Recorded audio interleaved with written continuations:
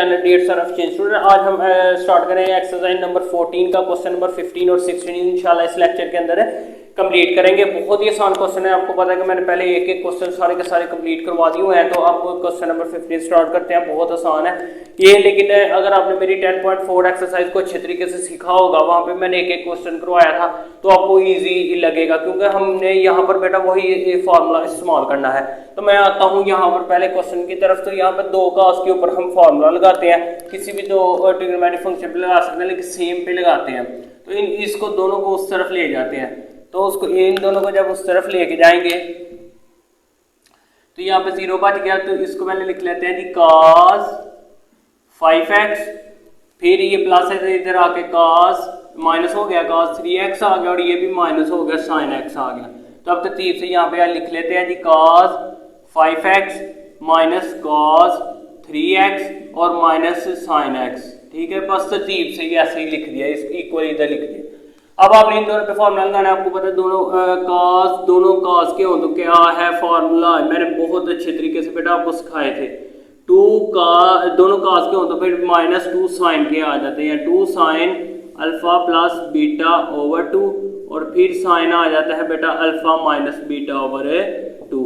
तो अब आपने बेटा क्या करना है, यहाँ पे फार्मूला लगाना है। ये अल्फा है हमारा और ये हमारे पास क्या है बीटा। तो लिखते हैं जी -2 sine alpha plus beta over 2। Alpha ये आ गया, बीटा ये आ गया ओवर 2, फिर हमने साइन ही लिखना है, फिर अल्फा माइनस बीटा ओवर 2, ये अल्फा आ गया, ये माइनस बीटा ओवर 2 लिख दिया।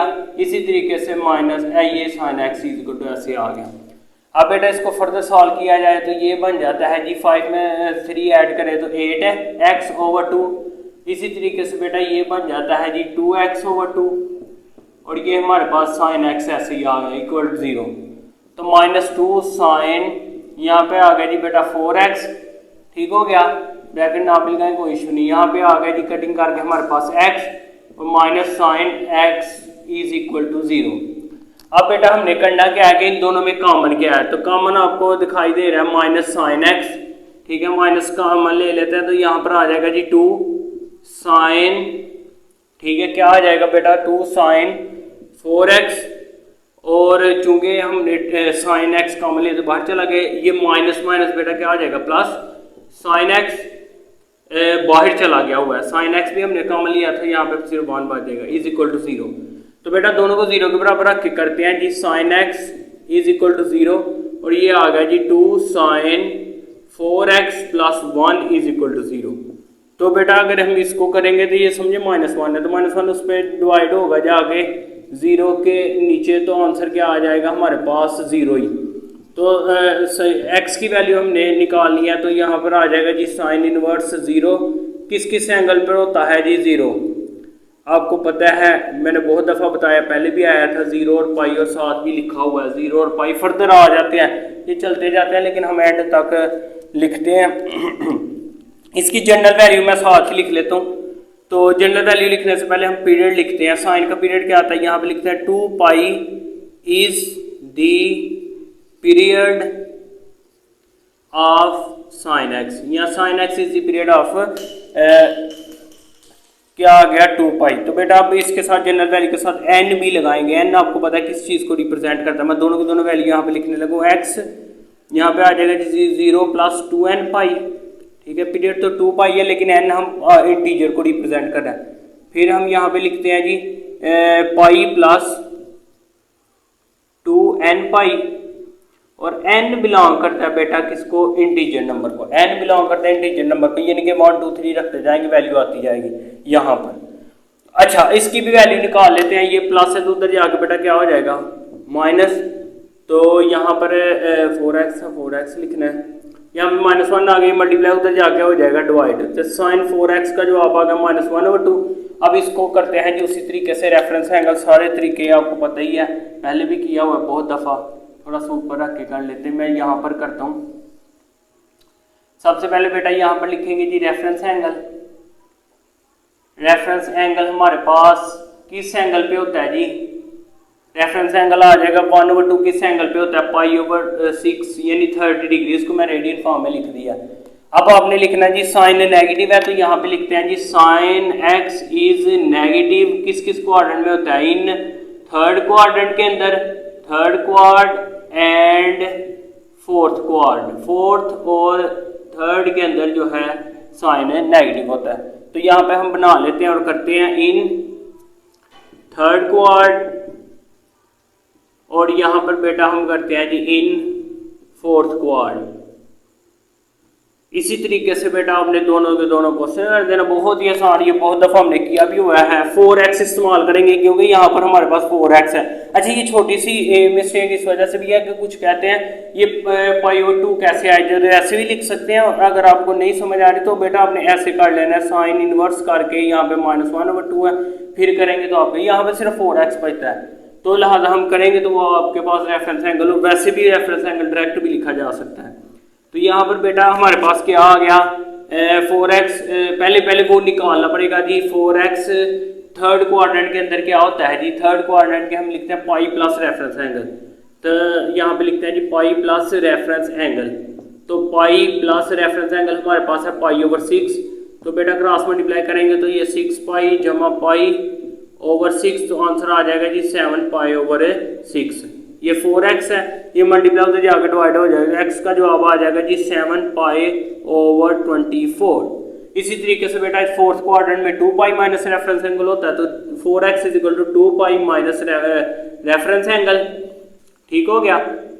तो बेटा अब आपने क्या करना है, 4x और यहाँ पे लिखेंगे जी 2 पाई माइनस रेफरेंस एंगल क्या है जी पाई/6। तो कटिंग करेंगे तो यहाँ पे आ जाएगा जी 12 पाई माइनस पाई, ये नहीं क्रॉस मल्टीप्लाई, तो नीचे हमारे पास 6 आ गया। तो बेटा फाइनली जवाब आ गया 11 पाई/6। तो ये मल्टीप्लाई इधर जाकर आपको पता है डिवाइड हो गया, आंसर आ जाएगा जी 11 पाई/24। 4 को 6 से मल्टीप्लाई करेंगे 24। तो इनको अब जनरल सोल्यूशन में यहाँ पर लिख देता हूँ मैं। पहले हम यहाँ पे लिखते हैं जी इनकी जनरल वैल्यू। जनरल वैल्यू आपके पास पीरियड मैंने लिख दिया है, साइन का आगे लिखा हुआ है 2 पाई होता है, तो जनरल वैल्यू लिख के फिर सोल्यूशन सेट हम लिखते हैं।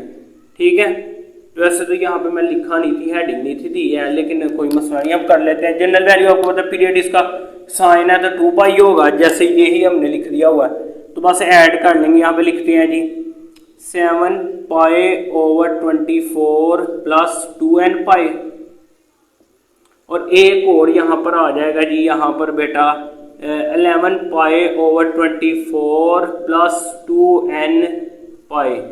और n जो है वो आपको पता है किसको बिलोंग करता है, n बिलोंग करता है इंटीजर नंबर को। क्यों, ये यहाँ पर पुट करते जाएंगे दोबारा वही वैल्यू आती जाएगी। तो यहाँ पर हम सोल्यूशन सेट लिखते हैं जी। सोल्यूशन सेट फाइनली बेटा हमारे पास आ चुका है, चारों के आंसर लिखने हैं। पहला 0 + 2n पाई, सिर्फ जस्ट 2n पाई लिख लें, 2n पाई आ गया। इसी तरीके से यूनियन डाला हमने। फिर दूसरा आंसर है बेटा इसका पाई + 2n पाई, पाई + 2n पाई आ गया। इसी तरीके से बेटा हमारे पास तीसरा जो आंसर है वो हमारे पास है 7 पाई/24, 7 पाई/24 प्लस 2n पाई। इसी तरीके से बेटा एंड वाला मैं यहाँ पर लिख देता हूँ, यूनियन डाल के आगे आपको नजर ना आता हो, तो 11 पाई/24 प्लस 2n पाई। तो ये बेटा हमारा क्वेश्चन कंप्लीट हो चुका है। अब करते हैं जी क्वेश्चन नंबर 16। अच्छा, तो बेटा ये क्वेश्चन नंबर 16 भी बहुत ज़्यादा आसान है, वो भी हम करते हैं जी। यहाँ पर भी वही मैंने आपको बताया था, फार्मूला लगना है। तो हम वैसे तो इन दोनों पे भी लगाया जा सकता है, लेकिन बेटा अगर हम इन दोनों पे लगाएंगे तो आपको पता है हम लिखते हैं अल्फा प्लस बीटा/2। तो 3x जमा 2x लिखेंगे तो ये बेटा बन जाएगा 5x। तो ये ऐसे नहीं है, हम क्या करते हैं 3x और इसको मिला लेते हैं, तरतीब पहले लगा लेते हैं। साइन 3x और जमा साइन x जमा साइन 2x = 0।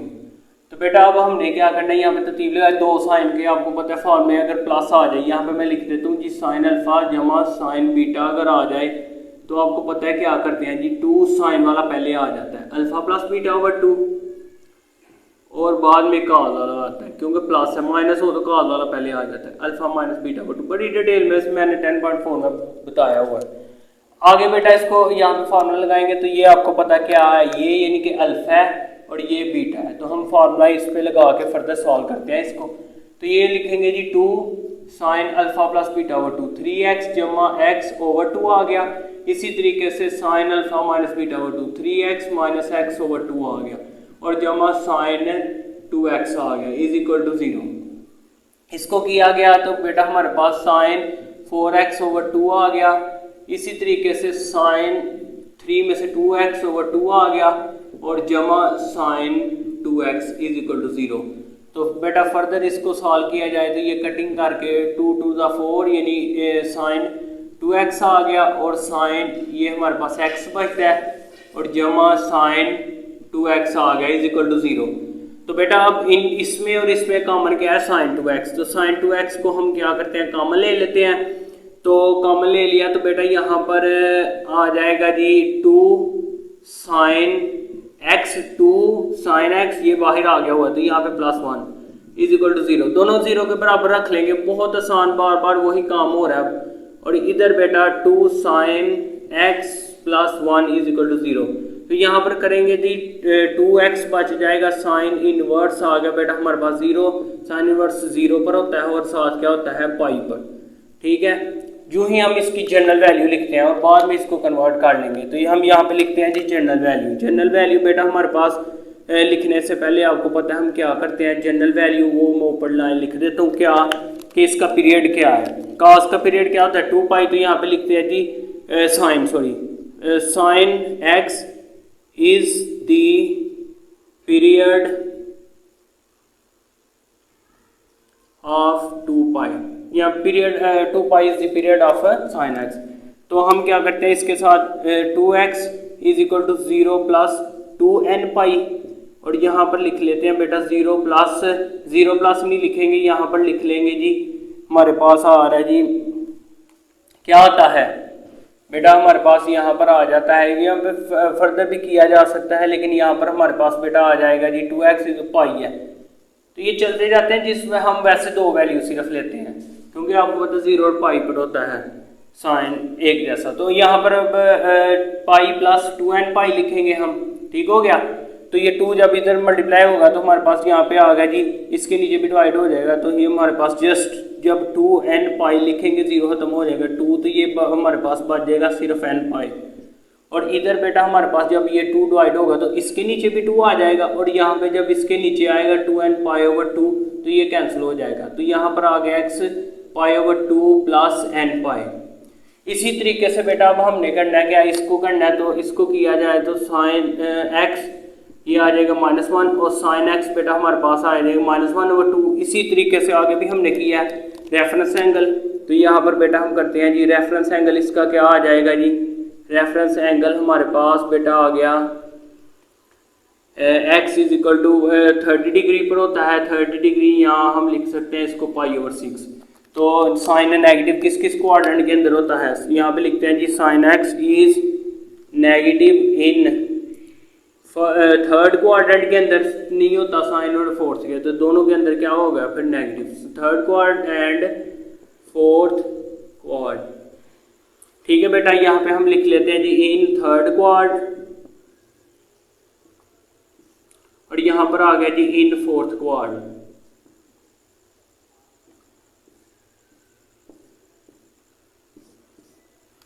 अच्छा तो बेटा यहाँ पे हम लिखेंगे जी x, क्योंकि यहाँ पर x ही है, यहाँ पे कोई और नहीं, आगे तो 4x भी लिखा होता है ना इस वजह से। तो अच्छा तो बेटा आगे हम क्या करेंगे थर्ड क्वाड के अंदर। अब मुझे थोड़ी सी गड़बड़ दिखाई दे रही है, यहाँ पर हमने छोटी सी बेटा मिस्टेक कर दी है। ये काज आना था, ये देखिए मैंने लिख के भी यहाँ पे छोटी सी मिस्टेक कर दी है। यहाँ पे बेटा क्या आ जाएगा काज, तो यहाँ पर भी फिर क्या आ जाएगा, ये काज आ जाएगा ना, तो यहाँ पर भी फिर क्या आ जाएगा जी cos x। तो यहाँ पर जब cos आएगा तो यहाँ पे बचेगा जी 2 cos x, तो 2 cos x बचेगा, यहाँ पे भी फिर cos आ जाएगा, ठीक हो गया ना cos x। तो यहाँ पर भी क्या आ जाएगा जी cos x, तो फिर cos x का जवाब आ जाएगा 1/2। cos x 1/2 किस एंगल पे होता है, वो तो फिर इस पे नहीं होता, वो तो फिर होता है 60 डिग्री पर। ठीक है, cos 1/2 किस पर होता है 60 डिग्री, और 60 डिग्री आपको पता है किसके बराबर, यानी 60 डिग्री, यहाँ तो उसको हम लिख सकते हैं पाई ओवर 3। तो हम यहाँ पे फिर लिखेंगे जी साइन x नहीं करना पड़ेगा, फिर हमें यहाँ पर करना पड़ेगा जी cos x इज नेगेटिव किस किस क्वाड्रेंट के अंदर होता है, cos नेगेटिव दूसरे और फिर तीसरे के अंदर। तो इसको कर लेते हैं सेकंड क्वाड और इसको कर लेते हैं थर्ड क्वाड। डन हो गया। इसको हम कर लेते हैं सेकंड क्वाड, तो इसको बेटा कर लेते हैं जी थर्ड क्वाड। तो सेकंड क्वाड के अंदर आपको पता है जी पाई माइनस रेफरेंस एंगल है, तो लिखते हैं जी पाई माइनस रेफरेंस एंगल। तो पाई माइनस बेटा हमारे पास रेफरेंस एंगल है जी पाई ओवर 3, तो जो फाइनली बेटा हमारे पास जो जवाब आ जाएगा 3 पाई माइनस पाई ओवर 3, तो यहाँ पर आ गया जी 2 पाई ओवर 3। यहाँ पर भी बेटा इसको करते हैं जी एक्स, यहाँ पर थर्ड क्वाड के अंदर पाई प्लस रेफरेंस एंगल है, तो यहाँ पर आ गया जी पाई प्लस रेफरेंस एंगल हमारे पास बेटा क्या है पाई ओवर 3 है। तो ये इसको करेंगे जी तो 3 पाई जमा पाई 3 पाई जमा पाई ओवर 3, तो ये बेटा आ जाएगा जी 4 पाई ओवर 3। इसके बाद बेटा हमारे पास 2 आ गया और जनरल वैल्यू मैं यहाँ पर लिख देता हूँ सोल्यूशन सेट ऊपर, पहले यहाँ पर ही लिख लेते हैं जनरल वैल्यू। इन दोनों की बेटा जनरल वैल्यू क्या आ जाएगी जी, जनरल वैल्यू काज का पीरियड आपको पता है क्या होता है 2 पाई, तो आपने 2n पाई ऐड करते जाना है। यहाँ पे लिख लें period of cos x is 2 पाई, तो यहाँ पे 2 पाई ओवर 3 है, तो इसका जनरल आ जाएगा 2 पाई ओवर 3 जमा 2n पाई, और एक दूसरा सोल्यूशन बेटा हमारे पास आ जाएगा जी 4 पाई ओवर 3 प्लस 2n पाई। तो अब बेटा हमने क्या करना है, दोनों को सबको सोल्यूशन सेट के अंदर लिख देना। हम यहाँ पर लिख देते हैं सोल्यूशन सेट सारे के सारे आंसर पहला है जी n पाई, इसी तरीके से इकट्ठा करके यूनियन का मतलब होता है इकट्ठा करना यूनिटी प्लस n पाई, और यूनियन बेटा तीसरा जो आंसर है वो हमारा ये है क्या है जी 2 पाई ओवर 3 प्लस 2n पाई, फिर यूनियन मार्कर दूसरा यूज कर लेता हूँ आपको गलती ना लगे, ये वाला रहेगा जी 4 पाई ओवर 3 प्लस 2n पाई। इस तरीके से बेटा हमारा जो क्वेश्चन है वो कंप्लीट हो चुका है। तो किसी किस्म की बेटा देखें मिस्टेक हो सकती है, मैं अभी इंसान हूँ तो उसके लिए माजरत। इंशाल्लाह फिर भी मुझे कहीं से भी आपको अगर समझ नहीं आती तो बेटा मुझे ज़रूर कमेंट्स में बताएं, इंशाल्लाह नेक्स्ट मैं ठीक करने की कोशिश करूँगा। और बेटा मैंने से अपने से इंशाल्लाह 100% करने की कोशिश करता हूँ, और गर्मी होने के बावजूद भी मेरी कोशिश यही है कि एक एक क्वेश्चन करवाया जाए। इंशाल्लाह एक एक क्वेश्चन करवाऊँगा भी, तो इंशाल्लाह क्वेश्चन 16 हो गए हमारे, रह गए 4 क्वेश्चन, वो भी इंशाल्लाह नेक्स्ट लेक्चर के अंदर 2-2 करके वो कंप्लीट कर देंगे। तो बेटा इसको ज़्यादा से ज़्यादा अपने दोस्तों के साथ शेयर करें, अपने क्लास फेलो के साथ शेयर करें। किसी किस्म की कोई प्रॉब्लम हो तो वो मुझे कमेंट्स में बताएं। तो चैनल को लाइक सब्सक्राइब शेयर ज़रूर करें। दुआ में याद रखें। अल्लाह हाफिज़।